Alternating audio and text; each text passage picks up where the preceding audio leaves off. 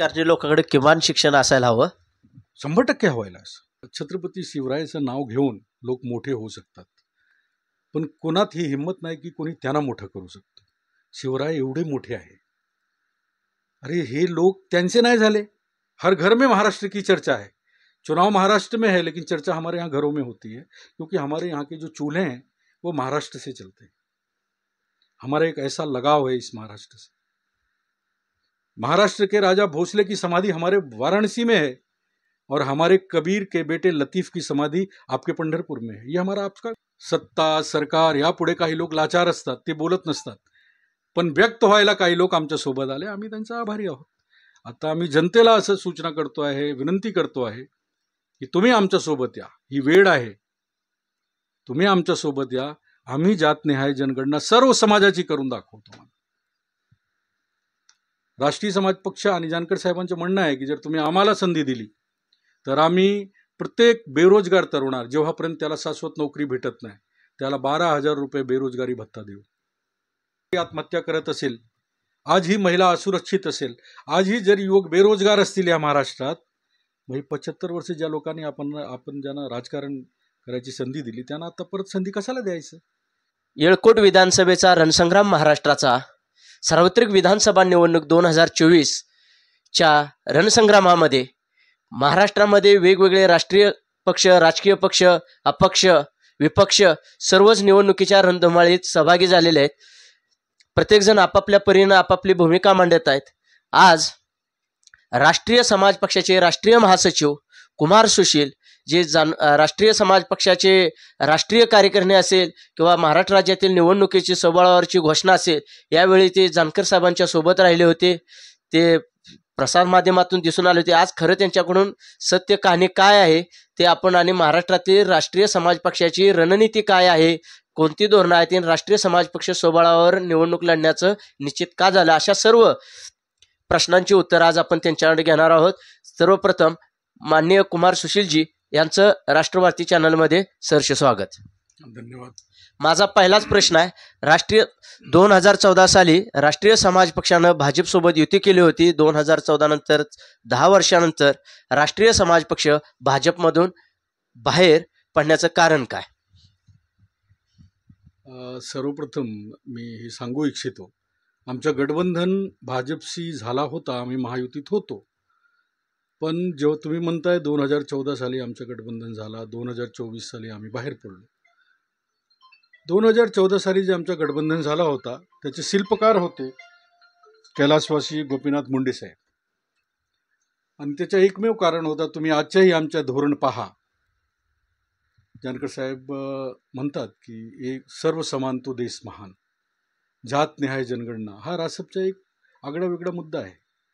आणि मुंडे साहेब त्यावेळी भारतीय जनता पक्षाचे नेता विपक्ष होते संसदेत. भाजप या मुद्द्यात विरोधात होता की नाही होता त्यावर मी काही जास्त खोलात जाणार नाही, पण मुंडे साहेबांनी संसदेत उभं राहून सांगितलं होतं की जात निहाय जनगणना व्हायला पाहिजे, आणि आमचा पाठिंबा आहे. देशभराच्या खासदारांना घेऊन त्यांनी काँग्रेसवर प्रेशर आणलं आणि जात निहाय जनगणना ठरलं.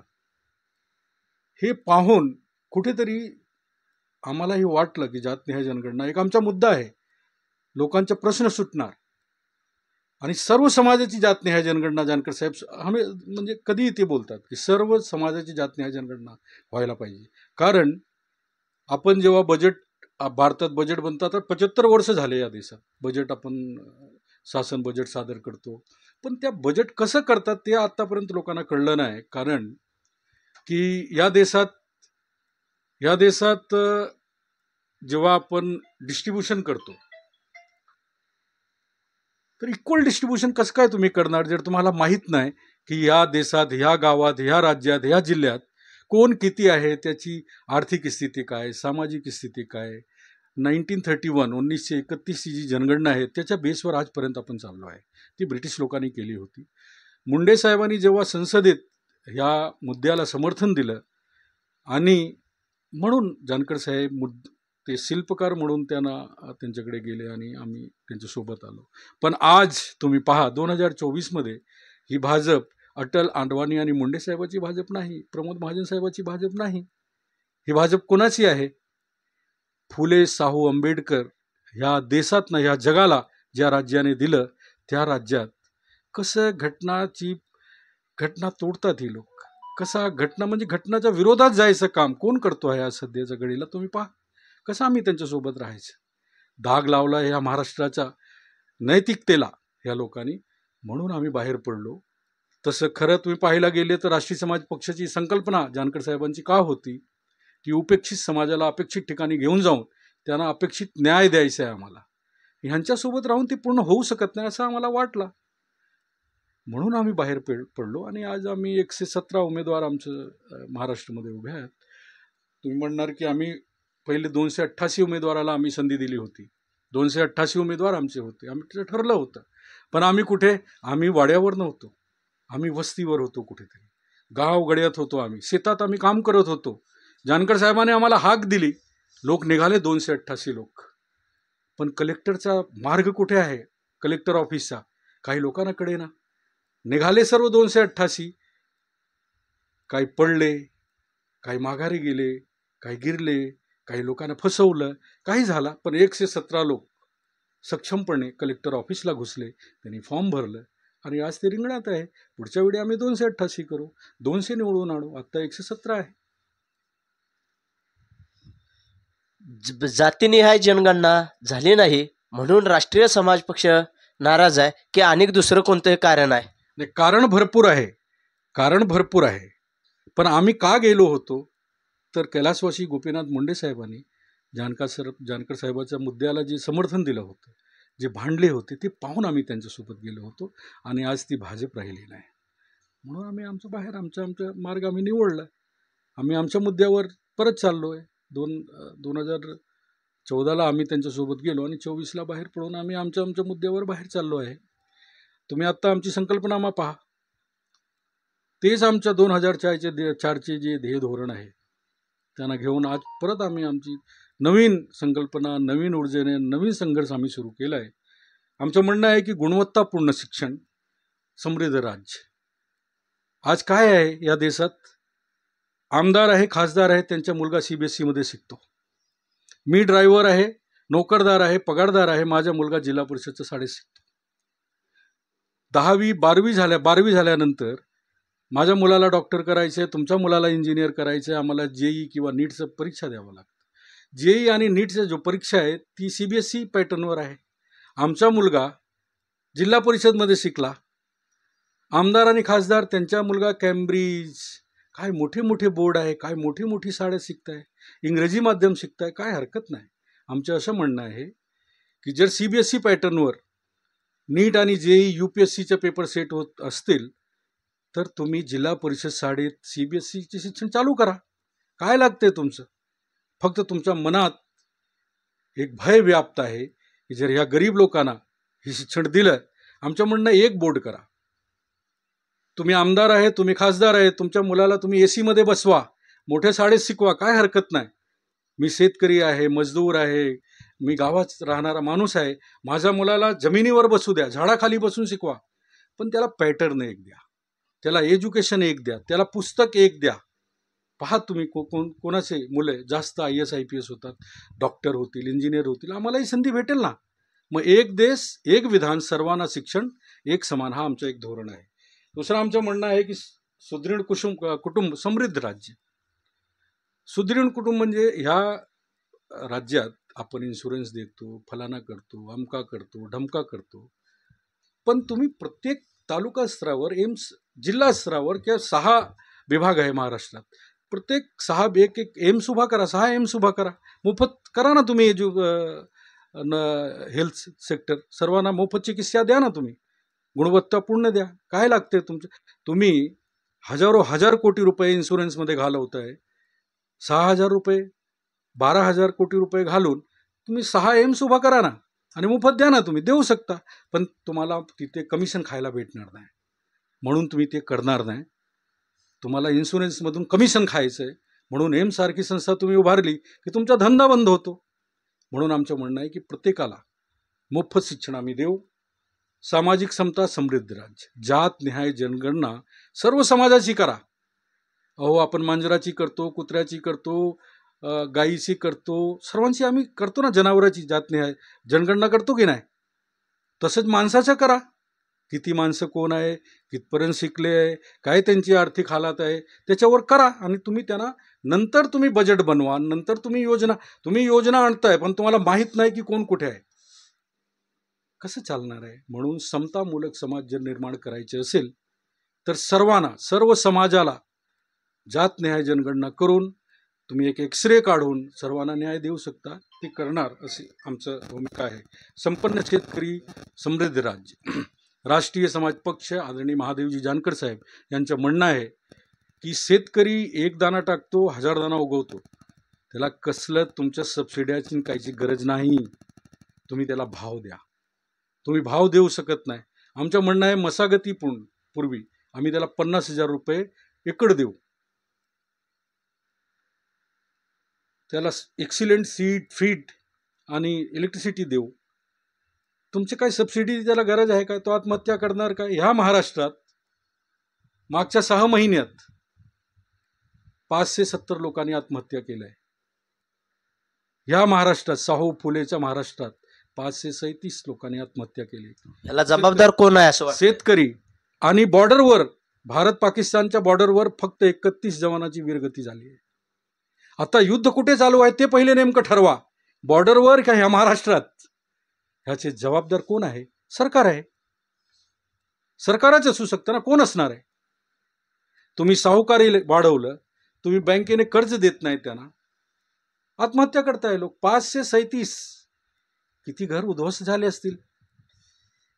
कोण जबाबदार आहे? आमचं म्हणणं आहे की एक्सिलेंट सीड, फीड, इलेक्ट्रिसिटी देऊन, मशागतीपूर्व 50,000 रुपये एकडी देऊन आम्ही जे शेतकरी बंधू आहे त्यांना आत्मनिर्भर करू. सक्षम महिला समृद्ध राज्य. ह्या राज्यात क्रांतीसूर्य महात्मा ज्योतिबा फुलेने सावित्री आईला पहिलं महिला टीचर बनवलं. त्या राज्याला महिलेला काय एज्युकेशनचं सेक्टर आहे मला सांगा साहेब तुम्ही. कोण नाव घेतो काय त्यांचं साहेब?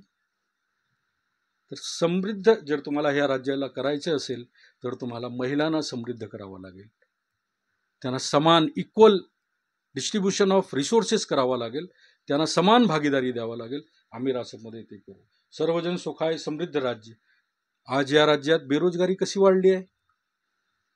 राष्ट्रीय समाज पक्ष आणि जानकर साहेबांचं म्हणणं आहे की जर तुम्ही आम्हाला संधी दिली तर आम्ही प्रत्येक बेरोजगार तरुणाला, जेव्हापर्यंत त्याला शाश्वत नोकरी भेटत नाही, त्याला 12,000 रुपये बेरोजगारी भत्ता देऊ. आणि जे 60 वर्षाचे वयाने जास्त आहे, बुजुर्ग आहे, त्यांना 6,000 रुपये महिन्याला भत्ता देऊ. ती स्वाभिमान आणि सन्मानश्री योजना आम्ही राबवू आणि त्यांना सन्मानपूर्वक जगायची संधी देऊ. हे रासपचे ध्येय धोरण आहे. आम्ही जे बोलतोय ते आम्ही करणार, पण तुम्ही आम्हाला संधी द्या. जानकर साहेबांनी भाजप महायुतीसोबत सुद्धा असताना देखील संसदे रामलीला मैदानावर देखील जातीय जनगणनेसाठी महाराष्ट्रामध्ये नव्हे तर देशातला पहिला राजकीय पक्ष होता की जातीय जनगणनेचा आग्रह धरला होता. त्या जातीय जनगणनाचा आग्रह इतका कशासाठी होता? 2018ला 5 ऑगस्टला 2018ला जंतर मंतर दिल्ली येथे राष्ट्रीय समाज पक्षाने जातनिहाय जनगणना करा अशी मागणी घेऊन आम्ही एक मोठं आंदोलन उभा केलं होतं. भारताचे मला वाटतं कमीत कमी 13 ते 14 राज्याचे खासदार मंडळी त्यामध्ये आम्हाला पाठिंबा द्यायला आले. सर्वपक्षीय होते. आम्ही सर्वांना आवाहन केलं होतं. फक्त ओबीसीच आले नव्हते, त्याच्यामध्ये मागासवर्गीयही आले होते. त्याच्यामध्ये उत्तर प्रदेशचे ब्राह्मण समाजाचेही खासदार आलते.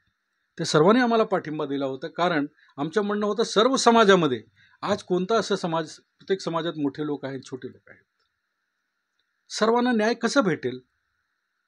एक देवेंद्रजी मुख्यमंत्री झाले म्हणजे त्या समाजाचा उद्धार होत नाही साहेब. पवार साहेब झाले मग त्या समाजाचा उद्धार झाला का? मग एक एक्सरे करून त्यासाठी आम्ही एक मोर्चा काढलं होतं 2018ला. महायुतीसोबत राहून काढलं होतं आणि मोदी साहेबालाही आम्ही ऑफिशियल इन्व्हिटेशन पाठवलं होतं. कारण जेवढे खासदार आहेत संसदेत आम्ही सर्वांना पत्र पाठवलं होतं आणि काही खासदार आले आणि आम्हाला पाठिंबा दाखवलं. कारण त्यांनाही असं कळतंय, ठीक आहे, सत्ता सरकार यापुढे काही लोक लाचार असतात, ते बोलत नसतात, पण व्यक्त व्हायला काही लोक आमच्या सोबत आले, आम्ही त्यांचा आभारी आहोत. आता आम्ही जनतेला असं सूचना करतो आहे, विनंती करतो आहे की तुम्ही आमच्या सोबत या, ही वेळ आहे, तुम्ही आमच्या सोबत या. आम्ही जातनिहाय जनगणना सर्व समाजाची करून दाखवतो. कारण मंत्री असताना जानकर साहेबांनी जनावरांची जनगणना केली होती. जनावरांची जनगणना करणं सोपं नाही, पण ह्या महाराष्ट्रात किती गायी आहे, किती म्हैसी आहे, किती घोडे आहे, किती गाढव आहेत, किती मांजरं आहे, याची जनगणना जानकर साहेबांनी केली होती. त्यांना अनुभव आहे. तुम्ही एक संधी द्या असं मी त्यांना विनंती करेन. महाराष्ट्रातील राजकीय परिस्थिती बघितली असेल, कोणता पक्ष सोबत कोणता नेता आहे हे अजूनही महाराष्ट्रातल्या जनतेला कळत नाही. तुम्ही महाराष्ट्राच्या राजकारणाकडे, कारण तुम्ही उत्तर भारतातील प्रमुख नेते आहेत राष्ट्रीय समाज पक्ष, महाराष्ट्राच्या राजकारणाकडे कसं तुम्ही पाहता? तसं पाहायला गेलं सर तर महाराष्ट्र हा पुरोगामी महाराष्ट्र आहे. या देशाला जेव्हा जेव्हा वैचारिक क्रांतीची गरज झाली, भासली, तेव्हा तेव्हा महाराष्ट्राचा कोण न कोण एक नेता पुढे आला, तो उभा राहिला. फुले, साहू, आंबेडकर, तिलक, छत्रपती शाहूजी महाराज, हे सर्व कोण दिलं? संत तुकाराम असतील, कोण दिला आम्हाला? या महाराष्ट्रानेच या देशाला दिलं. पण आजची परिस्थिती पाहता मला वाटते मागचे 3 वर्ष आम्ही जर पाहिलो तर ही 8वी म्हणजे इट्स 7 अद्भुत आहेत, ही 8वं असेल. कोण सत्तेत, कोण सत्तेत आहे आणि कोण विरोधात? शिवसेना सत्तेत आहे, शिवसेना विरोधात. राष्ट्रवादी सत्तेत आहे, राष्ट्रवादी विरोधात. भाजपमध्ये ते जे भाजपचे मूळ कार्यकर्ते आहे, तुम्ही त्यांना विचारा. भाजपचे मूळ 2% ही मिनिस्टर या मंत्रिमंडळात भाजपच्या सरकारमध्ये नव्हते, ते भाजपचे नाही. भाजपमध्ये आयातीत लोक आहे, ते झाले. कुठे आहे भाजप? कुठे आहे भाजपचे लोक? कुठे आहे अटल, अडवाणी साहेबांची घडवलेली माणसं? कुठे आहे खडसे साहेब? कुठे आहे कैलासवासी मुंडे साहेबांचे लोक? कोण बाजूला केलं त्यांना?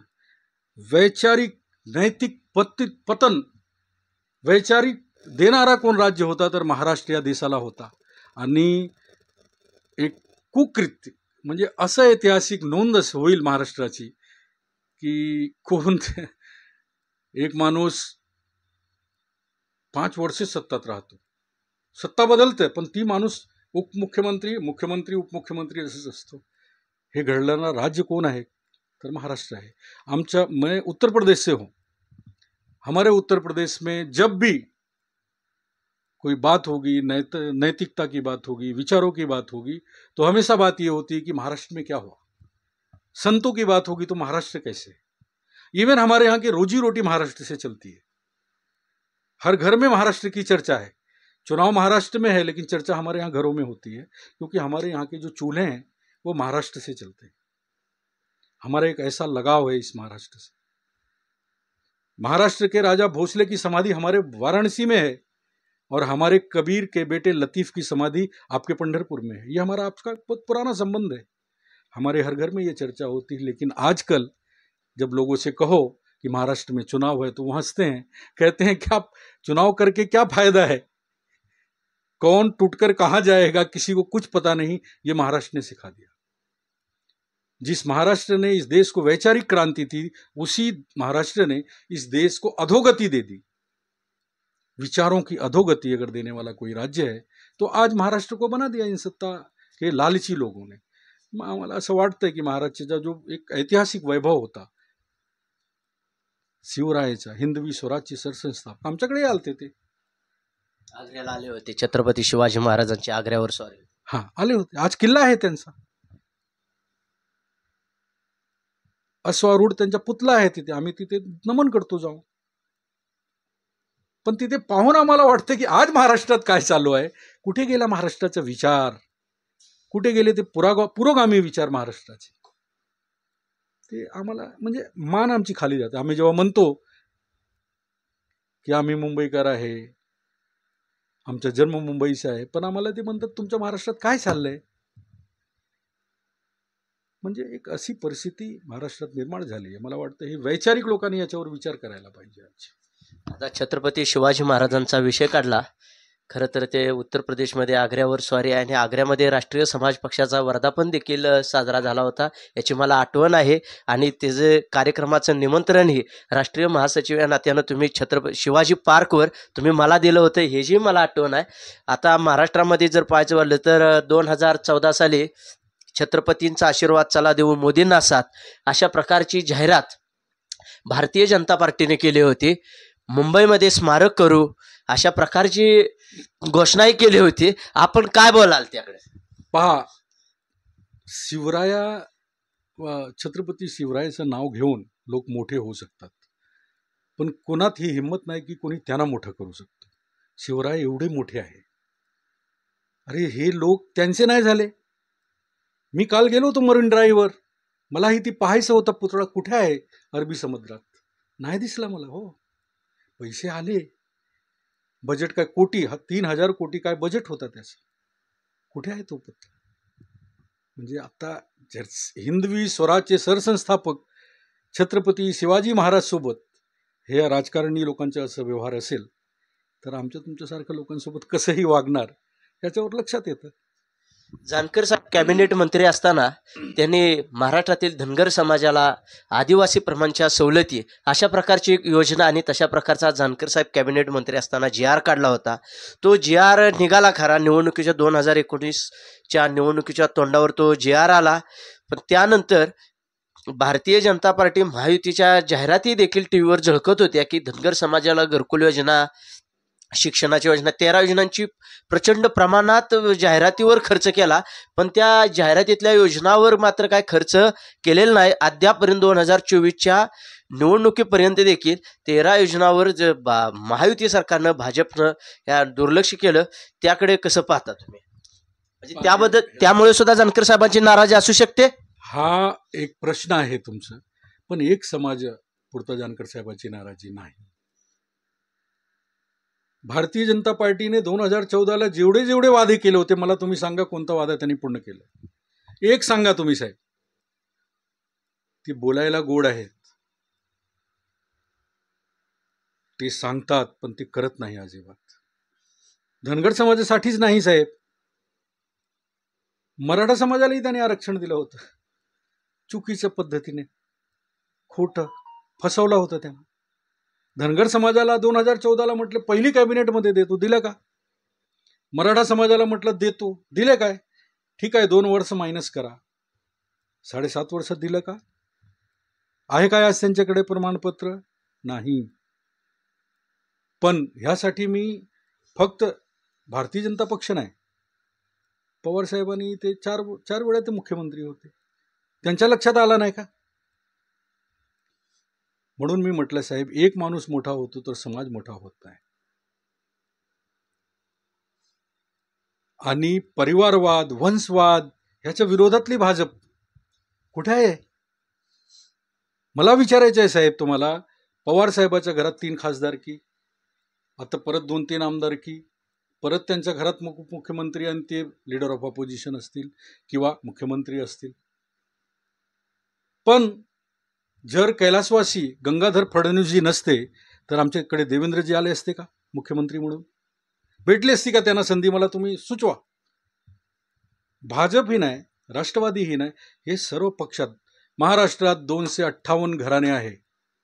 258, 258. 30 सरदार लोक आहेत, 30 राज चालवतात. सत्ता कोणाची येऊ द्या. आणि वंशवाद, परिवारवाद भाजपमध्येही आहे, राष्ट्रवादीमध्येही आहे, काँग्रेसमध्ये तर आहेच आहे. उपेक्षित लोकांना कोणी संधी देणार नाही. उपेक्षित लोकांना जर संधी पाहिजे तर तुम्हाला राष्ट्रीय समाज पक्षात यावं लागेल, काम करावं लागेल आणि तुम्ही पुढे जाऊ शकतात. राष्ट्रीय समाज पक्षानं महाराष्ट्रामध्ये सर्व समाजाला संधी दिल्याचं बोललं जाते. असे कोणते समाज आहेत की महाराष्ट्रामध्ये राष्ट्रीय समाज पक्षानं विधानसभेचं या देशाच्या इतिहासामध्ये पहिल्यांदाच निवडणुकीचं तिकीट दिलेलं आहे? साहेब, मला वाटतं आम्ही रामोशी आहे, कैकडी आहेत, दिलाय आम्ही त्यांना. सोनार आहे. मला वाटतं आम्ही 23 की 24 जातींना यावेळी आम्ही तिकीट दिलं आहे. प्रत्येक समाज घटकाच्या माणसाला आम्ही प्रतिनिधित्व द्यायचं आमचं एक कोशिश आहे. ती आम्ही प्रयत्न केला आहे. आम्हाला किती यश भेटेल ते इतिहासाच्या गर्भात आहे, भविष्याच्या गर्भात आहे. त्यावर आम्ही काही भाष्य करणार नाही. पण आम्ही प्रयत्न केला की आम्ही सर्वांना संधी द्यायचा आम्ही प्रयत्न केला. मुसलमान आहे, मराठा आहे, धनगर आहेत, माडी आहे, वंजारी आहे, बंजारा आहे. बाकी मी नाव पहिलेच तुम्हाला बोललो. सर्वांना आम्ही 23 समाज घटकांना आम्ही न्याय द्यायचं भूमिका आम्ही घेतली. काम करतोय आणि साहेबाच्या जवळ म्हणजे ठीक आहे, माझा तो अनुभव आहे, त्या अनुभवाने मी काम करतो आहे. साहेबाच्या मार्गदर्शनाखाली उत्तर प्रदेशमध्ये आम्ही विधानसभा 2-2, 17, 22 2-2 इलेक्शन आम्ही पाहिलं. लोकसभा लढली आम्ही, जिल्हा परिषद आम्ही तिथे लढलो, दिल्लीपर्यंत, दिल्ली वगैरे वगैरे राज्यात काम केलं. आणि मला शिकायला भरपूर नवीन मला इनोव्हेशनची आवड होती आणि पक्षात मला इनोव्हेशन, नवीन नवाचार कसं होऊ शकतो त्याबद्दल साहेबांनी मला खूप खूप संधी दिली. त्याबद्दल मी त्यांचा ऋणी आहे, सागर साहेब आणि जानकर साहेबांचा. म्हणजे मला खूप शिकवलं. माझा तो कोणताही राजकीय पक्षाला, राष्ट्रीय समाज पक्षामध्ये जेवढे रिसोर्स आहे कोणताही पक्षाकडे नाही. म्हणजे ह्या दोघांच्या मार्गदर्शनाखाली ठीक आहे, आमच्याकडे संसाधन नाही पण आमच्याकडे नॉलेज भरपूर झालं आहे. कोणताही जगातला भारी पक्ष आहे एक तुमच्याकडे, त्यांच्यापेक्षाही जास्त नॉलेज, आयडिओलॉजी राष्ट्रीय समाज पक्षाकडे आहे. मला गर्व, अभिमान आहे. मी असा माणसासोबत काम करतो. त्यांनी मला घडवलंय, त्या लोकांनी माझं मार्गदर्शन केलंय. मी आयुष्यभर त्यांच्या ऋणी असेल. राष्ट्रीय समाज पक्षामध्ये असा एक स्लोगन आहे, राष्ट्र ही देव, राष्ट्र ही धर्म, राष्ट्र ही जाती, हमारी राष्ट्र बलशाली, यह भाषा सूत्र हमारा. आणि खरंच मी राष्ट्रीय समाज पक्षामध्ये मी पाहतो सर्व भाषिक आणि सर्व त्रिसूत्रीवर, अगदी मराठी नुसती भाषा बोलणार नाही. आज खरं तर उत्तर भारतीय मध्ये वाढलेलं असताना देखील तुम्ही मराठीवर स्पीच देऊ शकता, इंग्लिशमध्ये देऊ शकता, इंग्लिशमध्ये देता.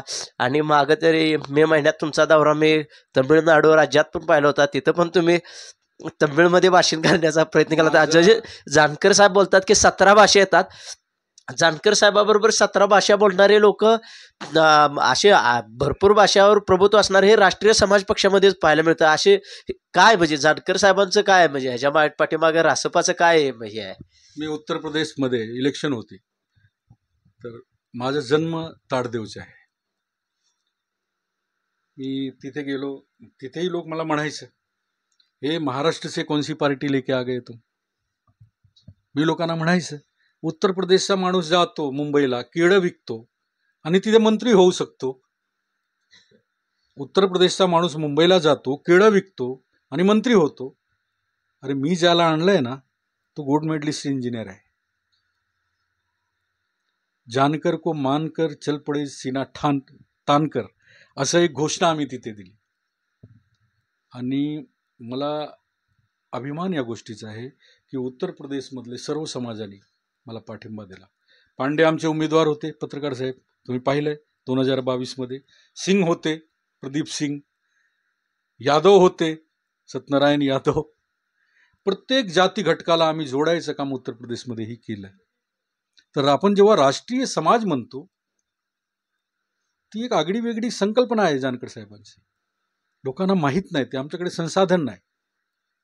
राष्ट्रीय समाज पक्ष हा एक जाती, धर्म आणि घटकाचा पक्ष नाही.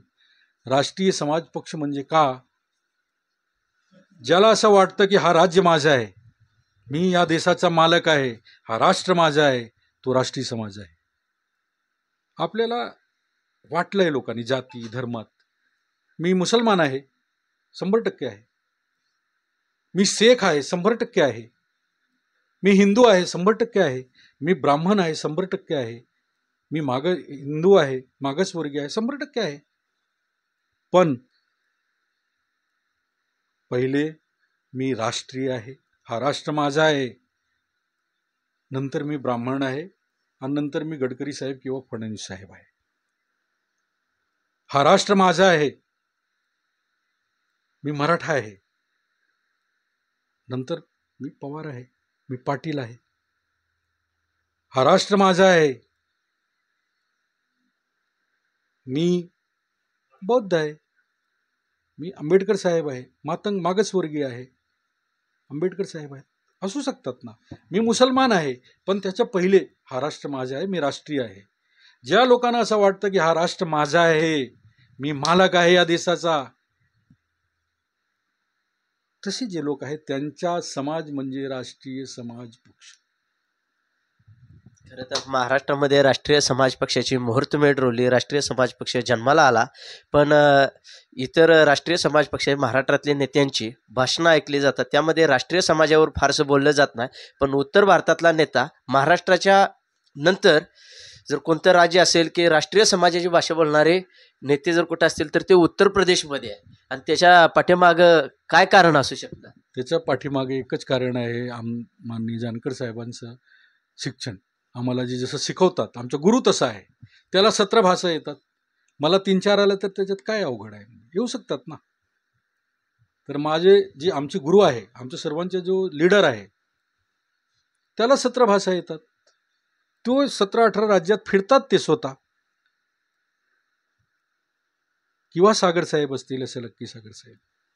मी लोकांना सांगतो, उत्तर प्रदेशमध्ये आम्ही भाषण द्यायचं आणि आम्ही ठामपणे सांगायचं, मला एक असा नेता दाखवा ज्याचा जन्म गावात रानात झाला असेल, ज्याने 4-4 आमदार त्याच्या फोटो लावून घडवलं असेल, ज्याने पक्ष काढला असेल, ज्याने उपेक्षित लोकांना संधी दिली असेल. एक माणूस सांगा मला तुम्ही, मी त्याचं काम करायला तयार आहे. पण तो इंजिनियर असायला पाहिजे, गोल्ड मेडलिस्ट. तो मोदी साहेब सारखा नको आहे, पवार साहेबासारखा नको आहे, तो इंजिनियर असायला पाहिजे. शिक्षण असायला पाहिजे ना त्याच्याकडे, किमान शिक्षण तर तुम्ही काहीतरी ठेवा. राजकारणी लोकांकडे किमान शिक्षण असायला हवं. 100% हवायला. असं का नाही? पिऊन ठेवताना तुम्हाला 10वी पास पाहिजे, बँकेत, शाळेत. मग आमदार निवडताना का शिक्षण नको का? किमान 10वी तर ठेवा, किमान 12वी तर ठेवा. का ठेवायचं नाही? म्हणजे माझं असं मत आहे, त्यांना असायलाच पाहिजे. आणि जेव्हा आपण पॉलिसी, ध्येय, धोरण बनवतो तेव्हा आपल्याला शिक्षण म्हणजे पाहिजेच पाहिजे ना साहेब. नाहीतर तीच अधिकारी म्हणणार नियमात बसत नाही साहेब, आणि आपण म्हणणार ओके, कारण आपल्याला वाचायला येत नाही. किमान शिक्षण तर म्हणजे आज पिऊन ठेवायला शिक्षण आहे की नाही पत्रकार साहेब, सांगा मला तुम्ही. आहे ना? शिक्षणाची अट आहे, राजकारण्यांना देखील विधानसभा लोकसभा लढताना अट टाकली पाहिजे. 100. मला असं वाटतं व्हायलाच पाहिजे. का नाही व्हायला पाहिजे ते मला. महाराष्ट्राच्या जनतेनं राष्ट्रीय समाज पक्षाला का संधी द्यावी? महाराष्ट्राच्या जनतेने काँग्रेसला बघितलंय, राष्ट्रवादी काँग्रेस ते भाऊबंधू जे आहे त्यांना बघितलंय. भाजपला 10 वर्ष बघितलं. जर त्यांच्या खूप प्रगती झाली असेल, खूप विकास झाला असेल तर ठीक आहे, आणि झाला नसेल, जर आज ही शेतकरी आत्महत्या करत असेल, आज ही महिला असुरक्षित असेल, आज ही जर युवक बेरोजगार असतील या महाराष्ट्रात, मग 75 वर्ष ज्या लोकांनी आपण ज्यांना राजकारण करायची संधी दिली त्यांना आता परत संधी कशाला द्यायचं? नवीन माणसाला ट्रायल तर करा. नवीन माणूस येईल, काहीतरी नवीन करेल. म्हणून राष्ट्रीय समाज पक्षाला संधी द्यायला पाहिजे. कारण राष्ट्रीय समाज पक्षामध्ये जानकर साहेब आहेत, त्यांचे 117 उमेदवार पहा, ते उपेक्षितच आहे, राजकारणापासून उपेक्षित आहे. साधे लोक नाही उभे आहेत. MBBS आहे आमच्याकडे, कॅन्डिडेट्स आहेत, खूप शिकलेले लोक आहेत आमच्याकडे, पण आपण संधी देत नाही त्यांना. का?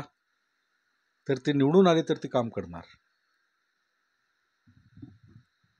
माझी विनंती आहे तमाम जनताला, आमची विनंती आहे की तुम्ही काँग्रेसलाही पाहिलं, भाजपलाही पाहिलं, आणि काँग्रेस, भाजप, शिवसेना, राष्ट्रवादी मिळून ही सरकार तुम्ही पाहिलं 2.5 वर्ष. आता ह्या खिचडीला बाजूला करा आणि नवीन लोकांना संधी द्या. नवीन लोकांना संधी दिलं की काहीतरी या देशात, या राज्यात नवीन होईल, नवीन घडेल, नवाचार होईल आणि राज्याचा विकास होईल असं माझी खात्री आहे. प्रदीर्घ चर्चा केली. कुमार सुशील यांनी आपल्यासाठी महाराष्ट्रातील जनतेला वेळ दिला. एवढा वेळ त्यांनी खरं खूप गप्पा मांडल्या. खरं तर त्यांचं मी मनापासून आभारी आहे. कारण राजकीय नेते खरं तर ते राष्ट्रीय प्रचारक आहेत आणि इतका पहिल्यांदा मी मराठीमध्ये इंटरव्ह्यू दिला आहे. तसं 10वीमध्ये मी शिकायला कांदिवलीला होतो. मला 96 मार्क्स आहे मराठीमध्ये. पण डे टू डे रुटीन लाईफमध्ये दिल्लीला असताना तिथे हिंदी बोलतात लोक, म्हणून काहीतरी माझं चूक पण झाली असेल. तर माझ्या भाषावर जाऊ नका. माझे जे भाव होते त्याच्यावर तुम्ही लक्ष देणार, केंद्रित करणार ही माझी तुम्हाला विनंती आहे. बोलताना काही त्रुटी झाली असेल तर त्याला तुम्ही माफ करणार अशी माझी विनंती आहे. धन्यवाद कुमार सुशीलजी, आपण वेळ दिलात.